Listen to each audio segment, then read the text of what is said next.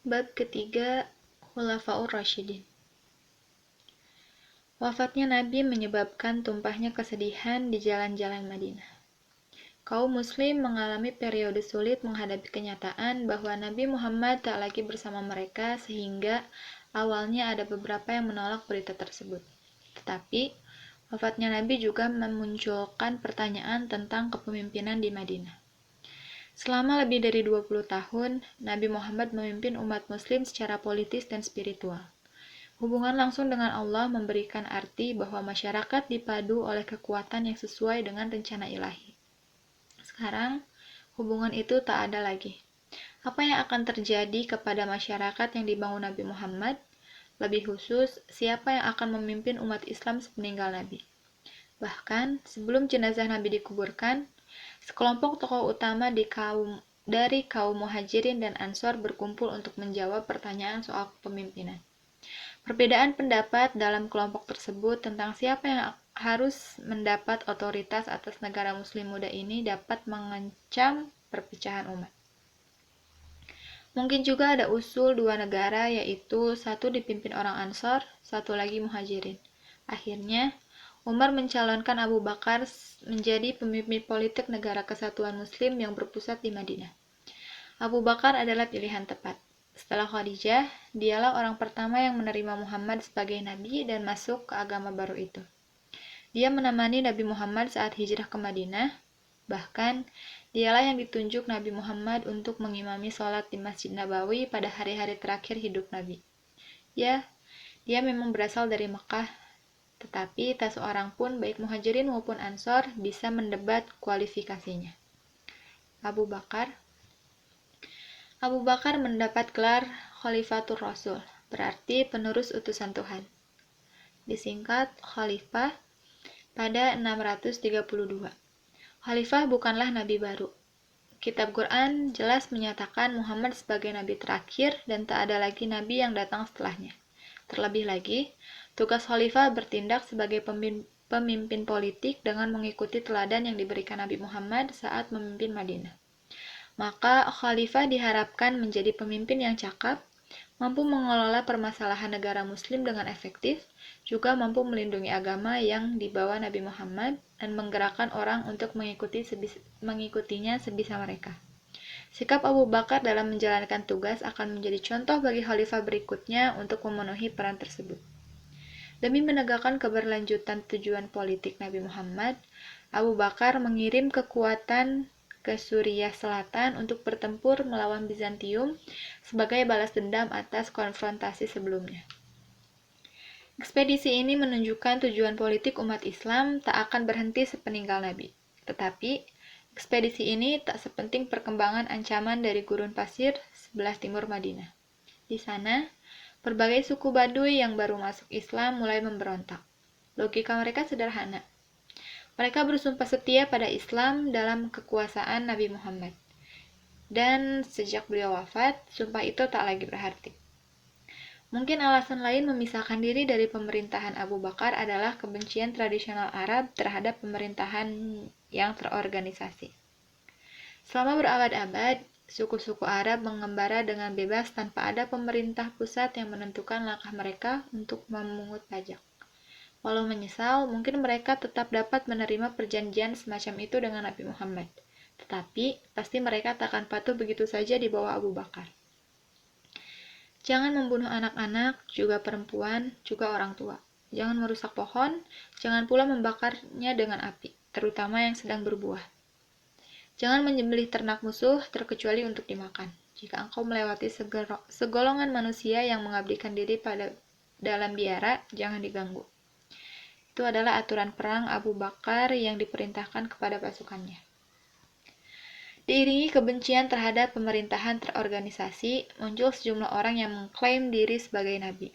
Yang paling menonjol di antaranya Musailamah, dikenal sebagai Musailamah si pembohong dan sumber-sumber sejarah kemudian. Penolakan suku-suku ini untuk membayar zakat, pilar penting dalam Islam. Ditambah, penerimaan terhadap nabi baru membuat Abu Bakar menyatakan mereka telah meninggalkan Islam dan merupakan ancaman bagi agama Islam itu sendiri. Jika kelompok tersebut dapat menentukan aspek Islam, mana yang diterima atau bisa menyatakan diri sebagai nabi dan mengambil agama apapun yang cocok bagi mereka, kesucian Islam dapat hilang di tengah ratusan versi. Tak diragukan lagi, contoh-contoh orang terdahulu yang mengubah agama dari Tuhan agar sesuai dengan keinginan mereka, sebagaimana disebutkan dalam Quran, muncul di benak Abu Bakar. Orang-orang tersebut ditegur Tuhan dan akan dihukum pada hari pengadilan atas dosa-dosanya. Inilah takdir yang benar-benar dihindari oleh orang soleh dalam masyarakat muslim. Hasilnya, tindakan militer harus diambil Abu Bakar.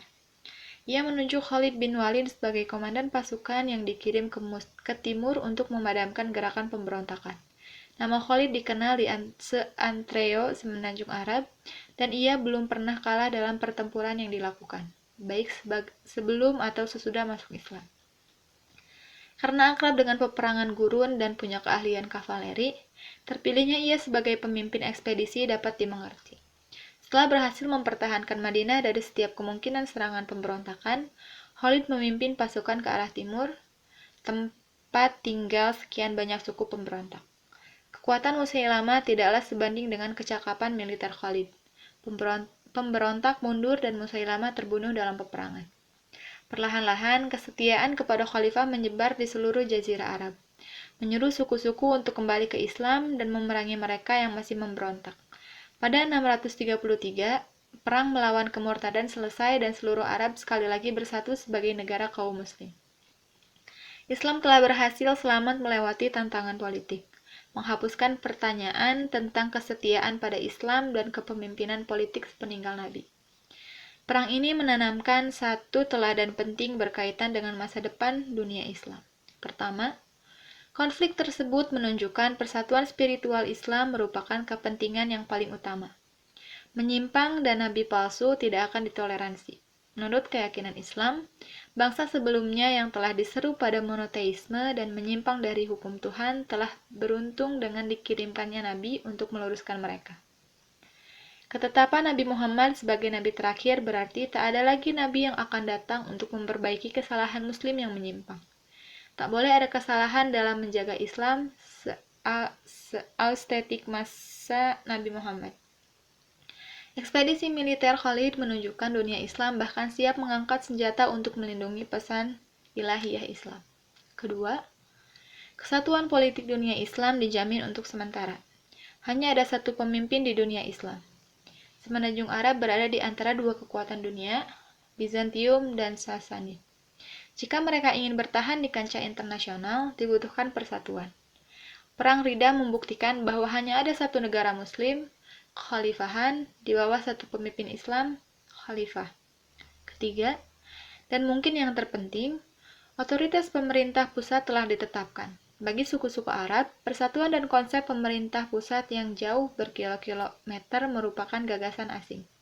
Perang Ridha telah meneguhkan sejarah Islam selanjutnya secara ideal.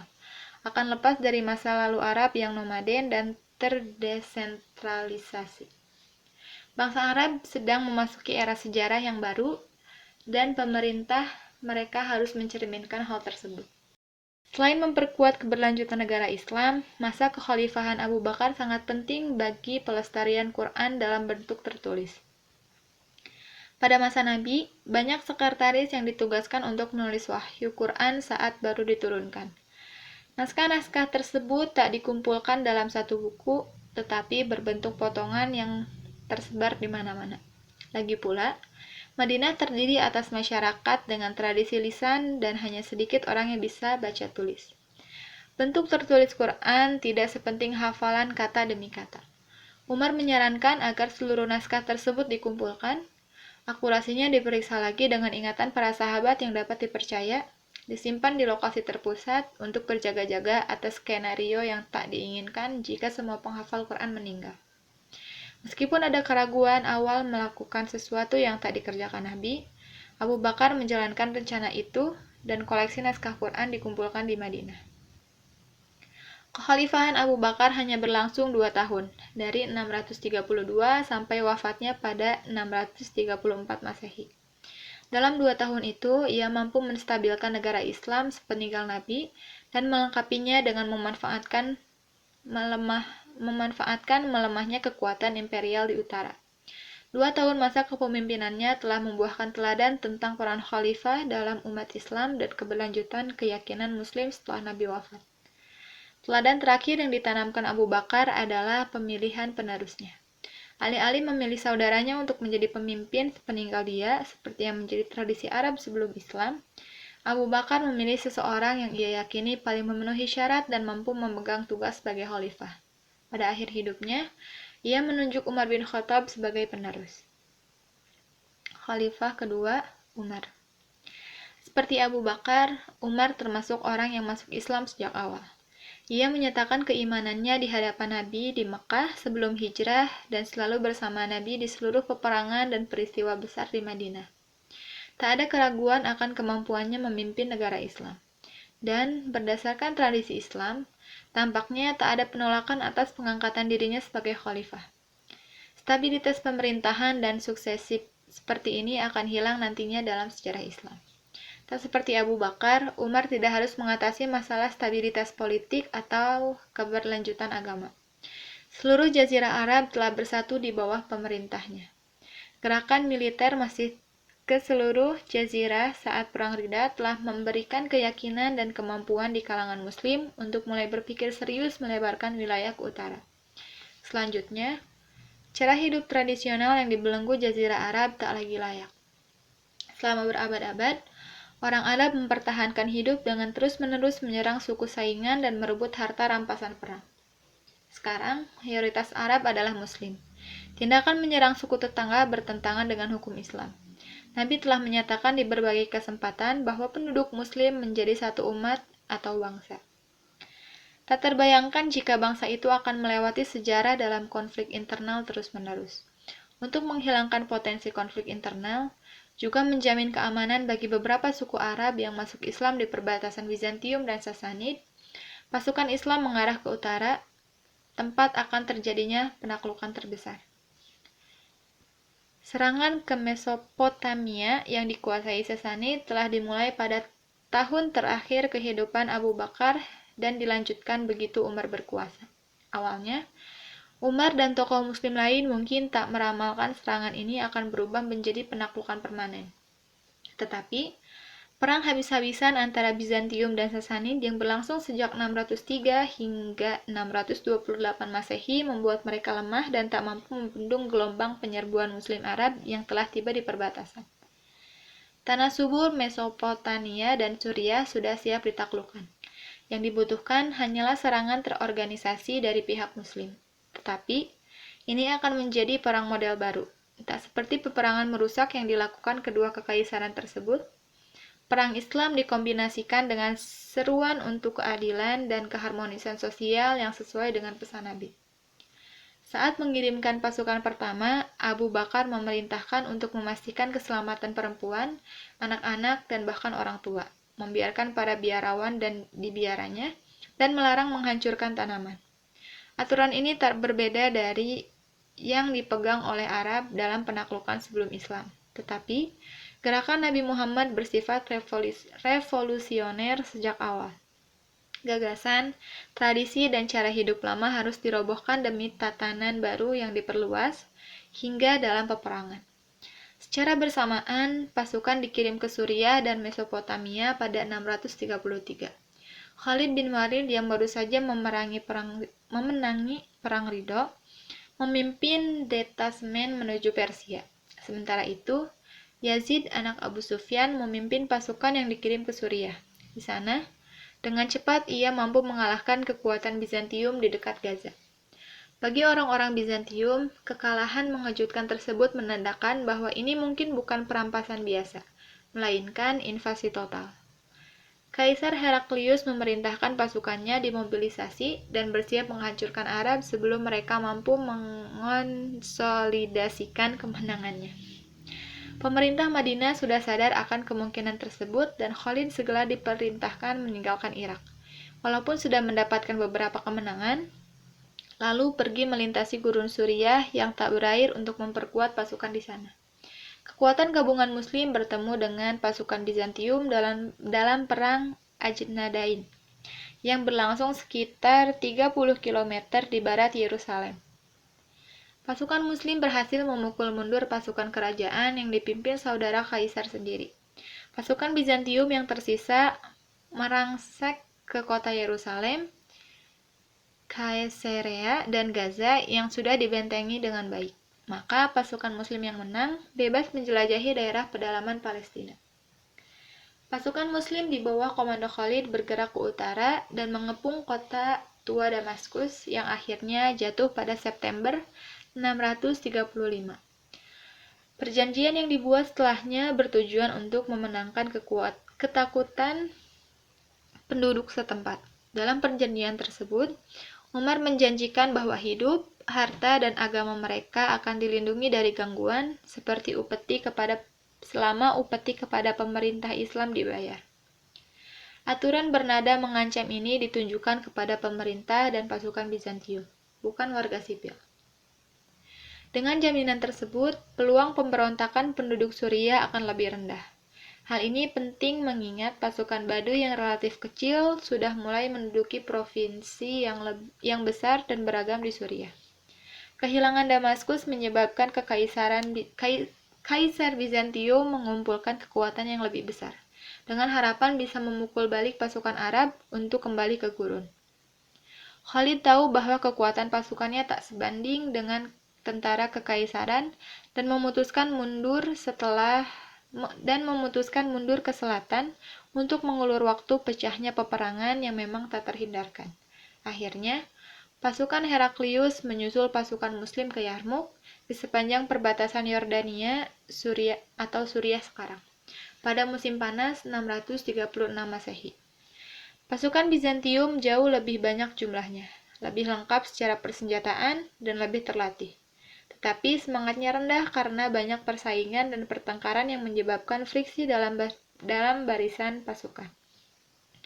Dengan memanfaatkan konflik tersebut, karena sudah terbiasa bertempur di daerah yang sulit, pasukan Muslim mengalahkan pasukan Bizantium secara meyakinkan. Pasukan Bizantium digiring keluar dari medan peperangan dan tak lagi menjadi kekuatan tempur yang mampu mengambil tindakan militer apapun. Kaisar Heraklius dipaksa mengakui kekalahan di Suriah saat tak lagi punya pasukan atau uang untuk menahan invasi pasukan Muslim. Kota-kota di seluruh Suriah pun satu demi satu beralih tangan. Semua mendapatkan syarat perjanjian seperti halnya Damaskus dari Khalid bin Walid. Pada 638 Masehi, penaklukan Suriah selesai. Dari sana, pertempuran melawan Bizantium berlanjut di Mesir, yang relatif cepat ditaklukkan pada 642 Masehi. Dua wilayah Bizantium paling berharga dan makmur telah jatuh ke tangan orang-orang yang hampir dianggap tidak penting untuk dikenal sebelumnya. Pada 70 Masehi, Kekaisaran Romawi mengusir Yahudi dari Yerusalem. Sampai penaklukan Muslim pada 630 Masehi, mereka tak diizinkan kembali ke kota suci. Dalam beberapa tahun, Suriah berubah dari negeri yang dikontrol dengan kuat oleh Kekaisaran Bizantium menjadi provinsi Kekaisaran Muslim yang baru tumbuh. Muslim yang telah berjaya, penaklukan ini terlalu mengejutkan. Lagi pula, mereka yakin bahwa Tuhan bersama mereka selama mereka mengikuti agama yang diturunkannya melalui Nabi Muhammad. Peristiwa Perang Badar dan penaklukan Mekah pada masa Nabi telah membuktikan kepada mereka bahwa di tengah rintangan yang luar biasa, kemenangan bisa dicapai dengan pertolongan Allah. Bagi kerajaan Bizantium, kehilangan Suriah ibarat menjadi kartu domino pertama yang jatuh pada akhir kemunduran penerus Kekaisaran Romawi. Pasukan Kekaisaran takkan pernah mampu lagi berbaris masuk ke tanah suci Kristen, tak juga bisa memperoleh keuntungan ekonomi dari wilayah subur ini. Tetapi, bagi penduduk lokal di Suriah, kekalahan Bizantium tak berpengaruh banyak pada kehidupan sehari-hari. Gereja tetap dibuka, petani tetap mengolah tanahnya, dan kafilah pedagang tetap melintas seperti sebelumnya. Untuk membantu merapikan administrasi sipil di wilayah ini, secara pribadi, Umar mengadakan perjalanan dari Madinah ke Suriah.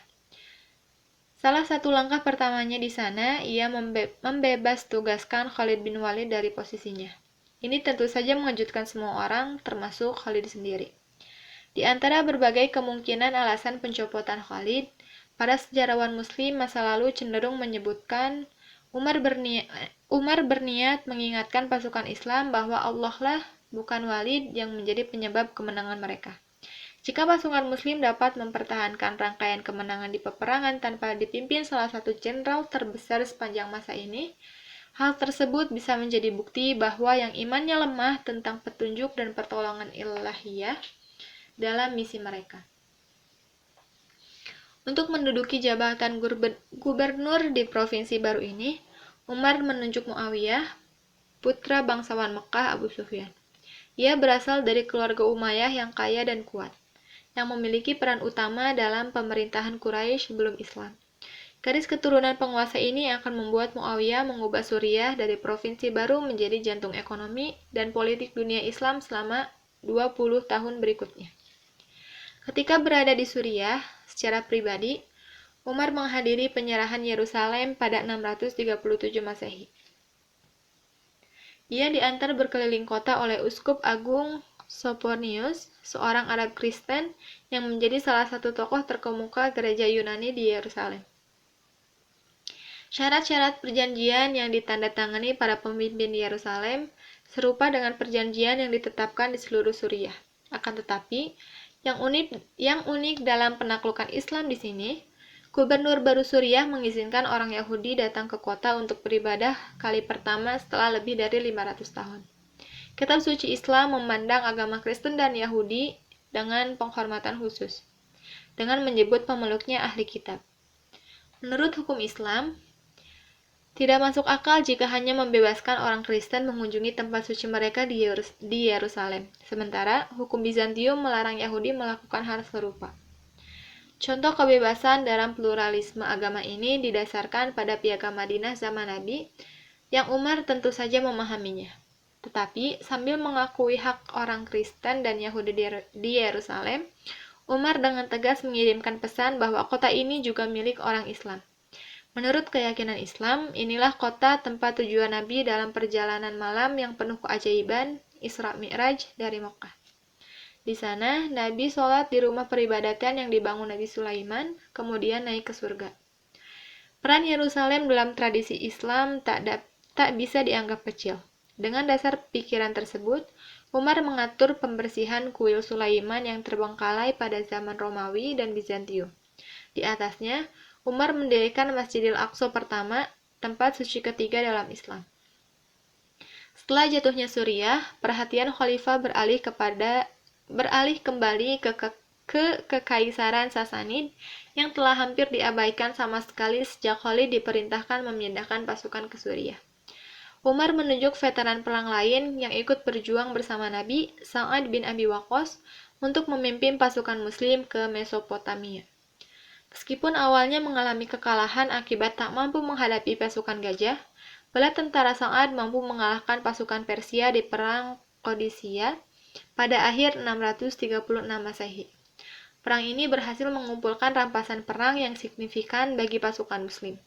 Sebagian besar rampasan dikirim ke Madinah untuk dibagikan sesuai hukum Islam. Perang ini juga membuahkan kekalahan sementara bagi pasukan Sasanid. Akan tetapi, jika benar-benar ingin menguasai Irak, pihak Muslim harus mengambil alih Ctesiphon, ibu kota Sasanid. Ctesiphon bukanlah kota dengan pertahanan bagus. Kota ini terletak di dataran antara Sungai Tigris dan Sungai Efrat, sekitar 60 km di selatan kota kuno Babylon. Setelah pengepungan selama 2 bulan pada awal 637 Masehi, ibu kota ini jatuh ke tangan pasukan Muslim. Seluruh dataran Tigris-Yufrat sekarang berada di bawah kendali pasukan Muslim, sementara Kaisar Sasanid dan pemerintahannya melarikan diri ke dataran tinggi Persia. Meskipun mendapat serangkaian kemenangan mengesankan, Umar melarang pasukannya mengejar Sasanid keluar Irak. Dataran Mesopotamia cukup dikenal para pejuang suku Arab sehingga taktik militer tradisional yang ditetapkan terbukti bermanfaat. Namun, pasukan Arab tak kenal medan dataran tinggi Iran dan dapat dikalahkan. Selain itu, seluruh penduduk asli di sana merupakan orang Persia, tidak seperti di Irak. Maka, perlawanan baik dari pasukan Sasanid maupun penduduk lokal harus diantisipasi. Bendera lambang kejayaan Sasanid dirampas di Qadisiyah dan dibawa ke Madinah.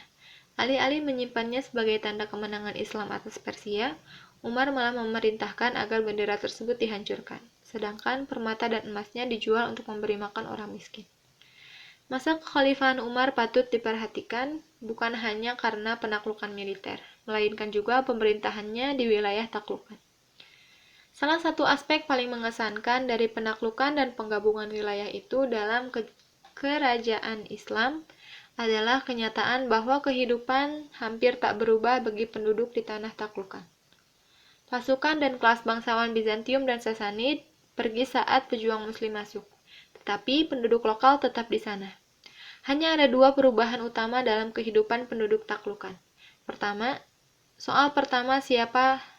kepada siapa mereka membayar pajak, bila sebelumnya harus membayar pajak, seringnya pajak tinggi yang mencekik untuk membiayai perang kepada pemerintahan di Konstantinopel dan Ctesiphon. Sekarang mereka membayar upeti sesuai dengan hukum Islam yang diteruskan di Madinah. Dalam banyak kejadian, upeti ini tak melebihi jumlah pajak sebelumnya yang sering malah lebih rendah. Bagi masyarakat biasa, pajak yang lebih kecil ini kabar baik, siapapun yang mengumpulkannya. Perubahan besar kedua, soal toleransi beragama terhadap kelompok tertentu. Kristen monofisit yang berbeda dari pemerintah Ortodoks Yunani dalam masalah keberadaan Yesus, diperbolehkan menjalankan agamanya di Suriah. Ini perubahan baik dibanding watak menindas pemerintahan Bizantium. Yahudi juga bebas dari penindasan resmi dan diizinkan kembali ke kota tersuci mereka, Yerusalem, untuk beribadah. Di bekas daerah Sasanid, pemeluk Kristen Nestor mengalami peningkatan kebebasan beragama. Sebelumnya, penguasa bernama Zoroaster terbiasa membatasi kebebasan pemeluk Kristen Nestor karena mencurigai mereka diam-diam bersekutu dengan kekaisaran Bizantium Kristen. Tentu saja, ketegangan masih ada di antara kelompok agama, terutama setelah pemukim Kristen di bulan sabit subur tersinggung dengan aturan semit nobaden dari gurun. Tetapi secara umum, sifat egaliter ajaran Nabi Muhammad memandu sebuah era toleransi beragama yang sebelumnya hampir tak ada sama sekali. Dalam bidang ekonomi, penaklukan telah membawa kemakmuran yang tak terbayangkan bagi orang Arab yang relatif sederhana. Ribuan koin perak dan emas, serta batu mulia berharga mengalir dari tanah taklukan, terutama Irak, ke Madinah sebagai bagian dari rampasan. Berdasarkan ajaran hukum Islam, harta rampasan tersebut dianggap milik seluruh umat Islam dan dibagikan kepada seluruh anggota umat, dari pemeluk awal sampai pemeluk baru non-Arab. Ledakan besar dalam aktivitas ekonomi terjadi di Mekah dan Madinah. Rumah-rumah baru terus dibangun dan perkebunan yang luas disiapkan guna menopang pertumbuhan ekonomi berkelanjutan setelah penaklukan. Untuk kali pertama dalam sejarah Islam, kekayaan yang sangat besar berada di tangan pemerintahan.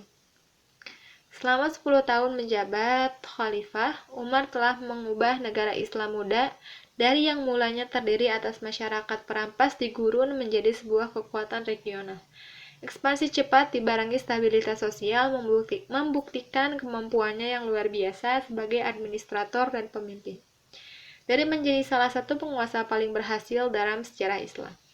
Kekuasaannya tiba-tiba berakhir pada 644, setelah dia dibunuh di Madinah oleh seorang budak Persia yang iri kepada pemimpin karismatik ini. Menjelang wafat, Umar menunjuk majelis berisi 6 pemimpin yang dihormati masyarakat Madinah untuk memilih penerus dari mereka sendiri. Mereka memilih Utsman bin Affan, salah seorang pemeluk Islam awal. Berbeda dari Abu Bakar dan Umar, dia berasal dari klan Umayyah di Mekah. Utsman sangat kaya dan berkuasa sebelum masuk Islam. Tak diragukan lagi, melihat keberhasilan kebijakan Umar, Utsman berjanji mengikuti langkah pendahulunya dan menegakkan praktik yang sama dengan khalifah sebelumnya, Ia pun diangkat pada akhir 644 Masehi. Masa kekhalifahan Utsman. Latar belakang Utsman dari keluarga bangsawan berperan besar dalam keputusan-keputusannya sebagai khalifah. Keluarga Umayyah cukup berpengalaman soal tata negara sebelum datangnya Islam dan Utsman mengandalkan pengalaman tersebut dalam keputusan pribadinya. Muawiyah, sepupunya, sudah menjadi gubernur Suriah dan bekerja sangat baik dalam menjalankan wilayah perbatasan menjadi tulang punggung negara Islam. Utsman melanjutkannya dengan menunjuk saudara sepersusuannya Abdullah bin Sa'ad sebagai gubernur Mesir. Ia berharap keturunan Umayyah akan bekerja dengan baik di Mesir, seperti halnya di Suriah. Sepupunya yang lain ia tunjuk di Irak, tempat mereka memimpin serangan ke tanah Persia dan lambat laun menguasai seluruh kekaisaran Sasanid. Untuk kali pertama, muncul dugaan nepotisme dalam sejarah Islam, walaupun sepertinya tak cukup serius dalam menghambat usaha dan kemampuan memperluas negara Islam. Dalam masa kekhalifahan Utsman, seorang duta Muslim dikirim ke Tiongkok untuk membangun hubungan diplomatik antara khalifah dan dinasti Tang. Melanjutkan langkah dan penekanan Umar pada militer, Utsman memerintahkan pembangunan armada angkatan laut pertama dalam sejarah Islam. Tujuannya menggagalkan setiap serangan balik Bizantium. Gubernur Suriah dan Mesir sangat bergantung pada keterampilan orang Kristen lokal dalam membangun kapal laut. Orang Kristen yang sebelumnya berada di bawah kedaulatan kerajaan Bizantium menunjukkan semangat besar dalam pekerjaannya bagi pemerintah baru Arab. Terutama mengingat banyak di antara mereka beragama Kristen Koptik dan sekte Kristen lain yang tak diakui Bizantium. Kesediaan Muslim memperlakukan mereka dengan lebih baik daripada Bizantium berperan besar pada kesetiaan mereka terhadap khalifah. Hasilnya berupa masyarakat yang damai dan keamanan dari ancaman luar. Contohnya, saat segerombongan armada Bizantium mencoba menguasai kembali Alexandria pada 646 Masehi, tetapi digagalkan para pelaut Kristen yang bekerja kepada khalifah. Selain mempertahankan perbatasan kekhalifahan Islam mampu memperluas pengaruhnya ke Laut Tengah dengan merebut Siprus dan Kreta, serta menyerang hingga ke Sisilia. Keberhasilan militer juga terus berlanjut di daratan saat Muawiyah memimpin pasukan Suriah yang kuat untuk masuk ke Armenia melawan kekuatan Bizantium. Daerah pegunungan Anatolia yang diisi sebagian besar penduduk Yunani. Menjadi batas alam antara masyarakat Bizantium dan Muslim, terbentuk di sekitar batas modern Turki dan Suriah. Lebih jauh ke timur, pasukan Muslim terus memaksa masuk ke jantung Persia. Di bawah pimpinan saudara Utsman yang lain, Abdullah bin Amir, penaklukan sisa kerajaan Sasanid tak secepat penaklukan Irak. Di sana, masyarakatnya lebih homogen dan lebih terhubung dengan pemerintahan Sasanid. Akibatnya, perang tersebut memakan korban yang lebih banyak dari pasukan Muslim. Akan tetapi, kesempurnaan kemenangan Muslim di Qadisiyah dalam masa kekhalifahan Umar pada dasarnya telah mengakhiri nasib kerajaan Sasanid. Hanya masalah waktu untuk menundukkan seluruh kerajaan. Kaisar Sasanid Yazdegerd tak pernah berhasil mengganti pasukannya yang habis pada 642 Masehi. Dan selama lebih dari 10 tahun berikutnya, Sasanid terus berusaha bertahan. Pada 650 Masehi, dataran tinggi Iran dikuasai dan pada 651, Khorasan pun diambil. Pada tahun yang sama, Raja Sasanid terakhir ditemukan dalam pelarian dan dihukum mati. Selama 1 dekade, pasukan Muslim telah maju dari Irak ke Sungai Oxus dalam mencapai pinggiran Asia Tengah. Bagi Utsman, memimpin ekspansi militer yang cepat seperti Umar tak serta-merta menghasilkan popularitas yang sama dengan khalifah kedua itu. Kekacauan memburuk saat ketidakpuasan atas kebijakan pemerintahannya mulai muncul, terutama akibat penunjukan saudara-saudara Umayyahnya. Bersamaan dengan itu, lambatnya penaklukan dibandingkan ekspansi cepat Umar menyebabkan sedikitnya barang rampasan yang dikirim ke Madinah, sehingga ekonomi mandek. Popularitas Utsman tentu saja tak setinggi dua pendahulunya, tetapi terdahulu berlebihan bila diasumsikan sedang terjadi revolusi masif untuk menurunkannya dari tampuk kekuasaan. Malahan, sekelompok kecil pasukannya lah yang akan menimbulkan perubahan penuh kekerasan dan kekacauan pada pemerintahan Madinah. Pada 656, sekelompok tentara datang dari Mesir ke Madinah untuk memprotes langsung khalifah berkaitan dengan kebijakannya dan pembagian pampasan antara pasukan dan pemerintahan sipil di Mesir. Ia mendengarkan perselisihan itu dari dua sisi dan berjanji mengambil langkah-langkah penyelesaian masalah secara adil. Dalam perjalanan pulang ke Mesir, para tentara itu mencegat surat yang diduga ditulis khalifah untuk gubernur Mesir yang memerintahkan hukuman mati bagi mereka. Maka mereka kembali ke Madinah dan mengepung Utsman di rumahnya sendiri. Meskipun menghadapi bahaya kematian, Utsman menolak memerintahkan penduduk Madinah mempersenjatai diri dan melawan pemberontakan. Ia bahkan mencegah sepupunya Muawiyah mengirim pasukan dari Suriah untuk melindunginya agar tak terjadi pertumpahan darah di kota Nabi. Banyak sahabat Nabi yang menentang pemberontakan ini, tetapi mereka tak berdaya menghentikannya. Hukum perang berlaku di Madinah dan penduduknya hanya bisa tercekam ketakutan menyaksikan para pemberontak memaksa masuk ke rumah Utsman dan membunuhnya saat ia sedang duduk membaca Quran. Khalifah wafat, demikian pula persatuan dunia Islam. Khalifah Ali. Sebagai penentu kepemimpinan di Madinah, para pemberontak menunjuk sendiri khalifah barunya. Pilihan terbaik adalah Ali karena ia adalah sahabat Nabi yang paling dihormati dan masih hidup. Ali terkait dengan Nabi dalam dua cara, sebagai sepupu dan menantu. Ali yang teguh mempertahankan kehormatan dan keadilan sebagaimana para sahabat terdekat Nabi. Awalnya menolak ditunjuk oleh orang-orang yang memberontak terhadap khalifah. Ia akhirnya diyakinkan oleh tokoh-tokoh utama lain di Madinah bahwa dirinya yang paling memenuhi syarat dan paling mampu untuk mengembalikan kedamaian di dunia Islam. Akan tetapi, ternyata tak ada tokoh yang akan sanggup menangani krisis yang dihadapi dunia Islam. Masalah yang paling menekan Ali tentu soal penyelesaian pembunuhan Utsman. Sentimen umum merebak untuk menghukum para pemberontak. Muawiyah bahkan menekankan bahwa ia takkan bersumpah setia kepada khalifah baru sampai diambil langkah-langkah untuk menghukum orang yang telah membunuh sepupunya. Akan tetapi, Ali yang masih pragmatis dengan pendahulunya, tahu bahwa keputusan untuk menghukum mereka kemungkinan besar akan berakibat pada pembunuhan dirinya karena pemberontak masih menguasai Madinah. Hal ini selanjutnya akan menjerat dunia Islam ke dalam lingkaran pertumpahan darah yang sangat ia hindari. Ali malah memindahkan ibu kota ke Kufa, daratan subur di Irak. Di sana, dukungan terhadap khalifah sangat tinggi. Banyak orang di Madinah patah harapan akan penolakan Ali untuk mengadili pemberontak. Tak lama kemudian, sekelompok kekuatan berkumpul dengan tujuan meyakinkan Ali agar menghukum pemberontak.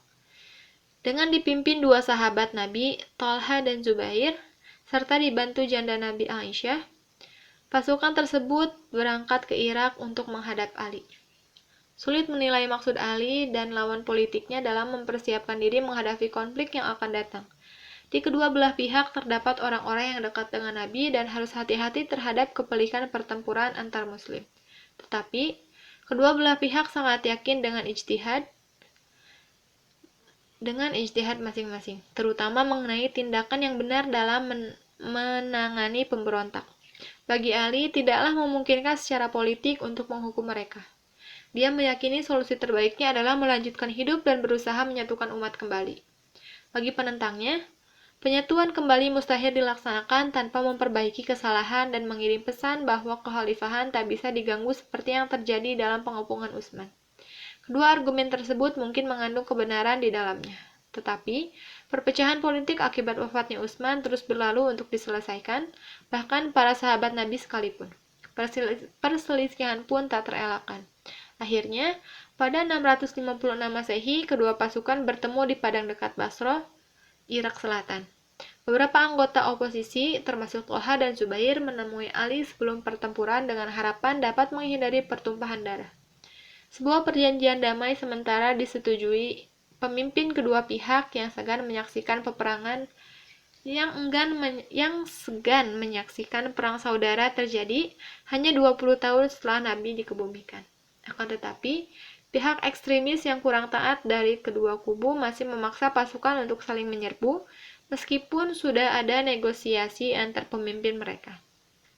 Dalam kebingungan, akhirnya kedua pasukan berbenturan dan masing-masing yakin pihak lainlah yang memulai pertempuran. Hasil perang yang nantinya dikenal dengan nama Perang Unta ini tak dapat dipastikan. Kedua belah pihak mengalami kehilangan besar. Tolha dan Zubair tewas dalam kekacauan. Ali dan Aisyah lolos tanpa cedera dari pertempuran, tetapi mereka patah harapan menyaksikan perang saudara pertama dalam sejarah Islam ini.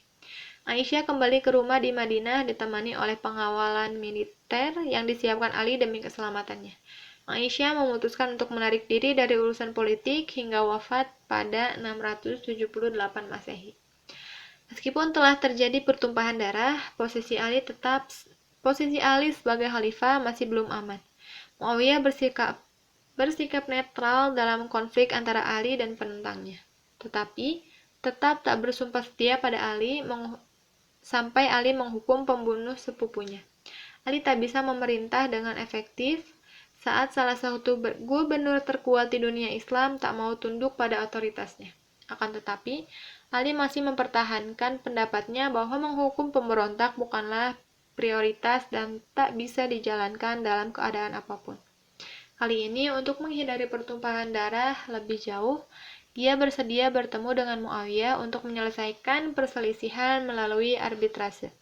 Kedua belah pihak bertemu di suatu tempat antara Irak dan Suriah, daerah asal masing-masing pendukung pada 658 Masehi. Apa yang tepatnya terjadi dalam negosiasi dan bagaimana hasilnya sulit disibak dari kabut sejarah. Tetapi, sepertinya sang penengah mendukung solusi yang menurunkan Ali dan Muawiyah dari kekuasaan, lalu melakukan pemilihan khalifah baru. Saat hasil arbitrase ini diumumkan kepada kedua belah pihak, sekelompok mendukung Ali menentang keputusan. Mereka menyatakan keputusan hanya milik Allah dan menolak menerima legitimasi penengah. Kelompok tersebut mengutuk Ali karena mengizinkan nasib politiknya ditentukan oleh manusia biasa yang bisa berbuat salah. Posisi politik ekstrim mereka berubah menjadi posisi keagamaan ekstrim yang menganggap setiap manusia berdosa sebagai kafir. Setelah memisahkan diri dari kelompok pendukung utama Ali, mereka mendapat nama Khawarij yang berarti orang-orang yang meninggalkan. Kelompok Khawarij terus menyebar teror di pedalaman Irak, memerangi siapapun yang tak setuju dengan posisi fanatik mereka. Sementara itu, Ali yang menolak hasil arbitrase karena menganggapnya cacat, menegaskan bahwa bekas pendukungnya itu menjadi kelompok pertama dalam sejarah yang telah melepaskan diri dari teologi Islam yang diterima. Mereka tak bisa dibiarkan bebas dengan teror yang merajalela. Ia mengumpulkan pasukan dan menghadapi oposisi tersebut pada musim panas 658 Masehi. Kelompok utama Khawarij berhasil dihancurkan, tetapi gerakan tersebut terus berlanjut dalam bentuk klandestin atau sembunyi-sembunyi dengan tujuan menurunkan Ali dan Muawiyah. Usaha percobaan pembunuhan Muawiyah di Damaskus oleh Khawarij gagal, akan tetapi mereka berhasil membunuh Ali. Saat Ali sedang sholat subuh di masjid di Kufa, seorang pembunuh menikamnya, membuat kekuasaannya yang bergolak itu berakhir dalam kekerasan.